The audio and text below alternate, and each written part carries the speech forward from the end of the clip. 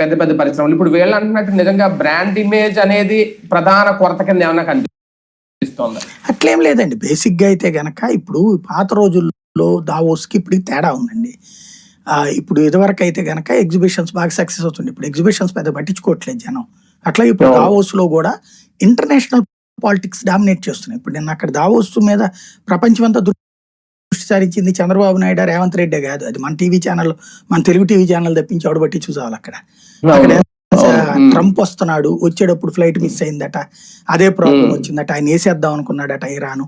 అదే సందర్భంలో ట్రంప్ వచ్చి ఏం మాట్లాడాడు, వెనిజులా గురించి ఏం మాట్లాడాడు, అది తర్వాత జర్మనీ వాడు వచ్చాడు, ఫ్రాన్స్ వాడు వచ్చాడు, బ్రెజిల్ వాడు వచ్చాడు, వాళ్ళందరూ ట్రంప్ తిట్టారు. అంతర్జాతీయ పరిణామాలు అవన్నీ నడుస్తున్నాయి అక్కడ.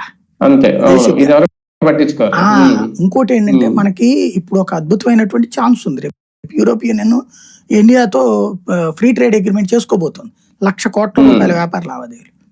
అంటే వాళ్ళ కంపెనీలు వచ్చి ఇక్కడ పెట్టుబడులు పెడతాయి. అవన్నీ మనం దాన్ని లాక్కోవాలి. ఇంకోటి వీళ్ళు తిరగడం తప్పు కాదు,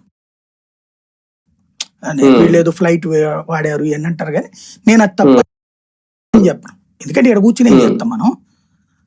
ఇది మనం వెళ్తా ఉండాలి, 10 మందితో కలుస్తా ఉండాలి, చెప్తా ఉండాలి, ఓ ప్రయత్నం జరుగుతూనే ఉండాలి. అది దాంట్లో వ్యక్తిగత స్వార్థం ఉంటే ఉండొచ్చు. నేను పోనీ ఇప్పుడు 10 మంది 10 పనులు చేసేటప్పుడు ఒకటి వ్యక్తిగతంగా ఎంజాయ్ చేస్తే చేయనియండి టూర్ని.